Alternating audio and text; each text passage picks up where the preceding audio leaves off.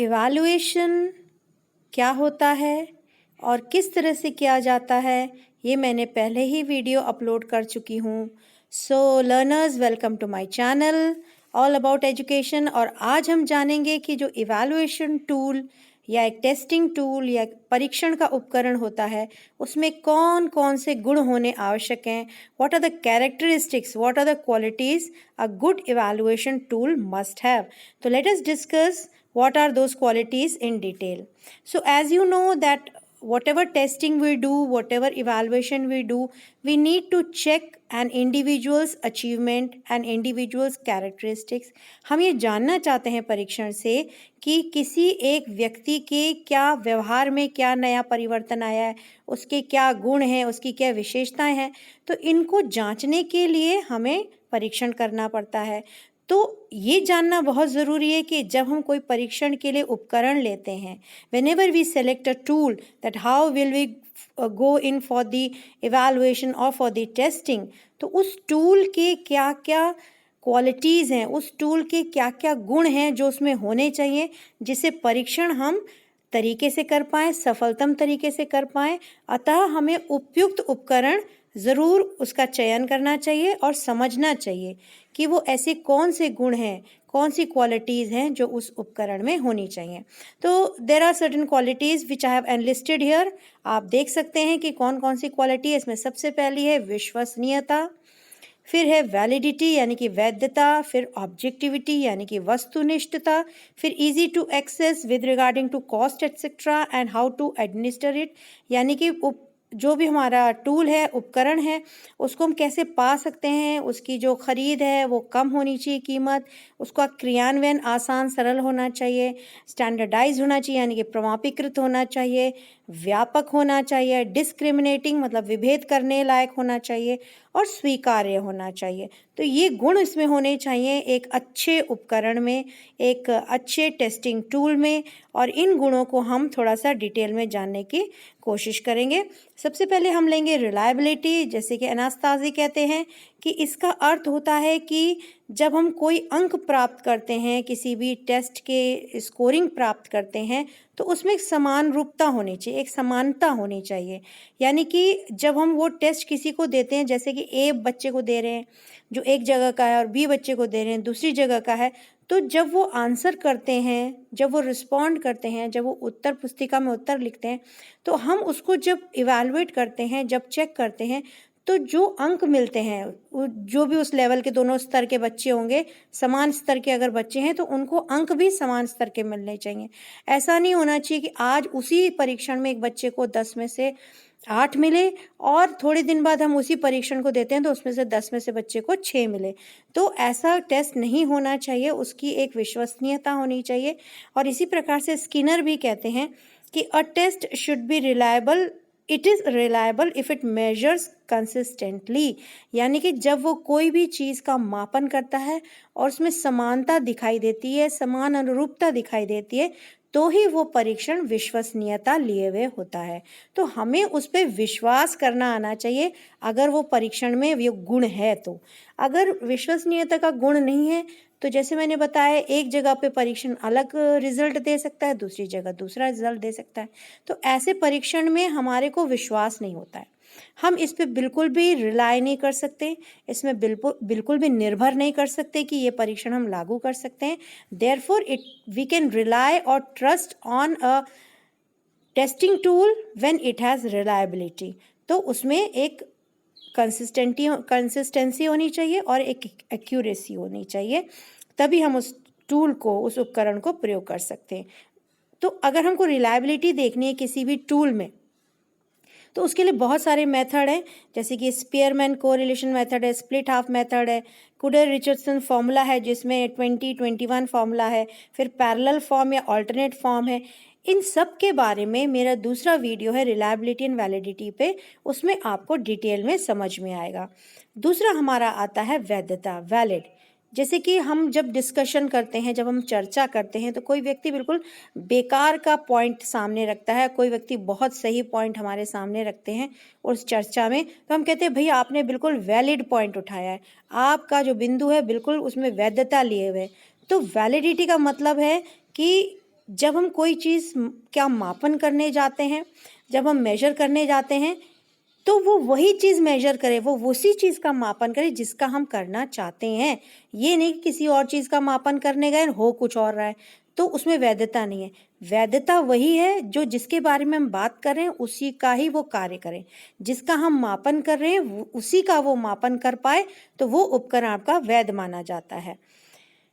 It means what the test measures and how successfully it does this, यानी कि क्या हम मापने जा रहे हैं तो उसी का मापन करें जिसका हम मापन करना चाहते हैं और सफलतापूर्ण उस मापन को करें। तो थॉर्नडाइक ने एक परिभाषा दी है कि a measurement procedure is valid in so far as it correlates with some measurement of success in the job which is being used as a predictor, यानी कि एक मापन का जो उपकरण है वो मापन प्रक्रिया को इतनी वैधता से करे कि जो हम एक सफलतम तरीके से कार्य कर रहे हैं और उसका मापन करने जा रहे हैं तो उसी का ही मापन हो, न कि अन्य कोई हो। और अगर अन्य कुछ होता है तो उस उपकरण में वैधता नहीं है।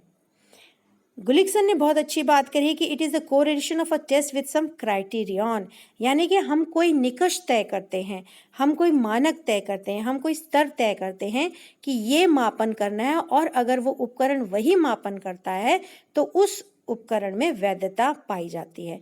तो वैधता अगर देखें तो 4 तरीके की होती है: कंटेंट वैधता, कॉन्करेंट, प्रेडिक्टिव और कंस्ट्रक्ट वैलिडिटी। अगेन ये मैं अपने दूसरे वीडियो में डिटेल में डिस्कस करूँगी।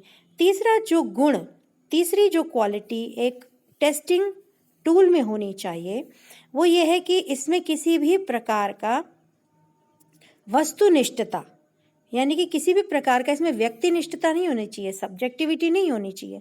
ऑब्जेक्टिविटी लिए हुए हमारा जो परीक्षण उपकरण है वो होना चाहिए। इसमें किसी भी प्रकार का व्यक्ति विशेष की कोई भी अपनी पर्सनल व्यक्तिगत कोई तत्व नहीं होना चाहिए।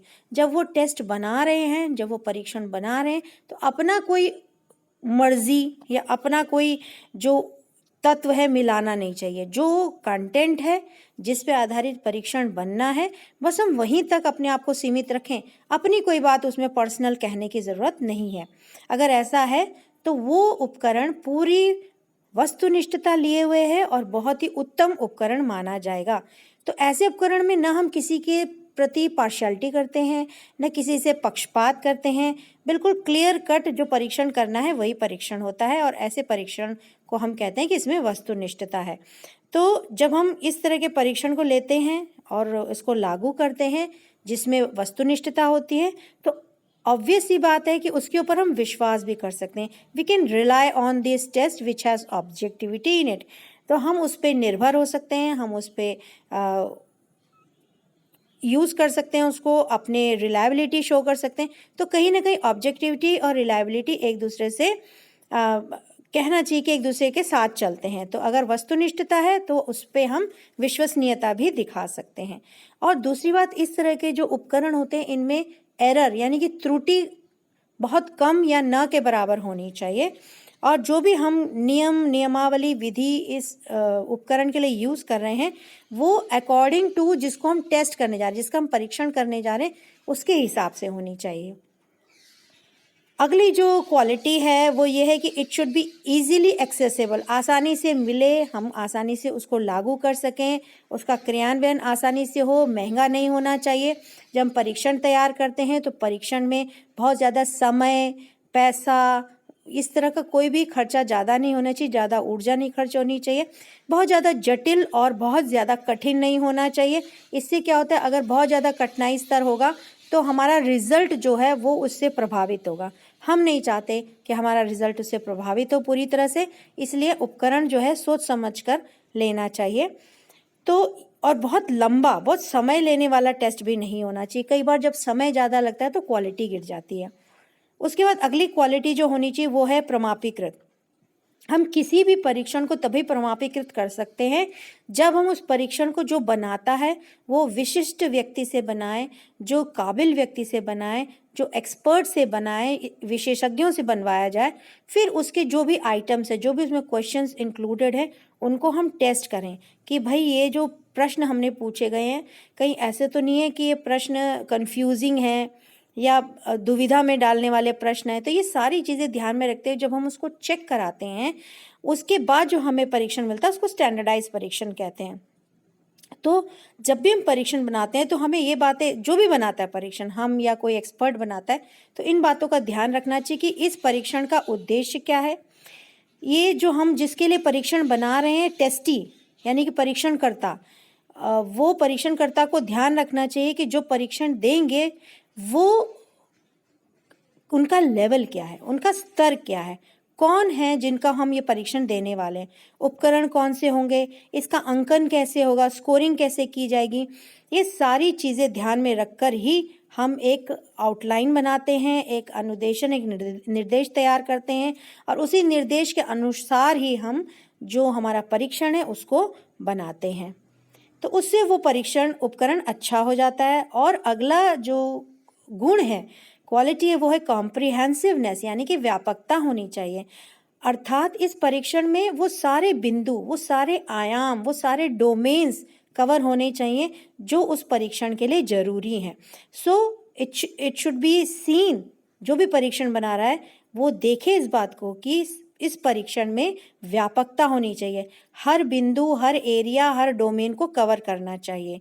तो और दूसरा ये बात ज़रूरी है कि जो हम लोग जब भी कोई कार्य करते हैं तो उसके पीछे कुछ पहले से तय उद्देश्य होते हैं, तो उन्हीं उद्देश्यों को मद्देनज़र रखते हुए हमें वो परीक्षण या परीक्षण उपकरण तैयार करना होता है। और जब हम इन सारे आयामों को देखते हुए परीक्षण को तैयार करते हैं तो हम ये कह सकते हैं कि हमारे इस परीक्षण उपकरण में, इस टेस्टिंग टूल में कॉम्प्रिहेंसिवनेस है, व्यापकता है।